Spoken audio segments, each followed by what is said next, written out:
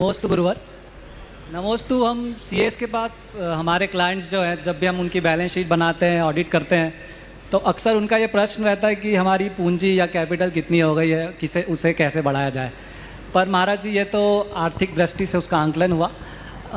मनुष्य के जीवन में वास्तविक और सच्ची पूंजी क्या है और उसका संचय कैसे कर सकते, कृपया मार्गदर्शन कीजिए। बिल्कुल ठीक है। बैलेंस शीट आप उधर बनाते हो, भीतर की बैलेंस शीट देखिए, अपने अंदर का भी ऑडिट कीजिए। उनसे बोलिए कि देखो तुम्हारा ओपनिंग बैलेंस क्या था और अभी तुम्हारे पास क्या है, तुम्हारी लायबिलिटी कितनी है, तुम्हारे एसेट्स कितने हैं और तुम्हारी अर्निंग कितनी है। यही सब है ना आपके ऑडिट में। और क्या देखते हो, है ना।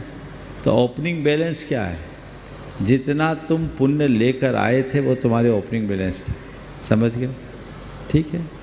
और तुमने अपने जीवन में जो सत्कर्म किया वो तुम्हारे एसेट बने, समझ गए।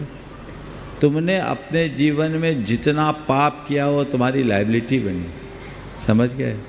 और कैश इन हैंड और प्रॉफिट, तुमने अपने जीवन में जितना कमाया वो तुम्हारी प्रॉफिट हुई, और उसमें से जो बचाया, पुण्य कमाया, और जो बचाया वो तुम्हारे कैश इन हैंड।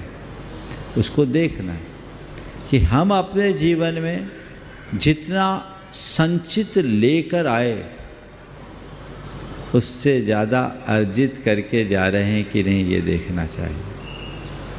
हमने जीवन में पुण्य को भोगा अधिक है या पुण्य को कमाया अधिक है, ये देखना है। यदि पुण्य को भोग रहे हैं तो हमारी बैलेंस शीट माइनस में जा रही है, चिंता की बात है। आगे भिखारी बनना तय है, दिवालिया बनोगे। और पुण्य के फल को त्याग रहे हैं तो पाप से बच रहे हैं, हमारी बैलेंस शीट आगे बढ़ रही है।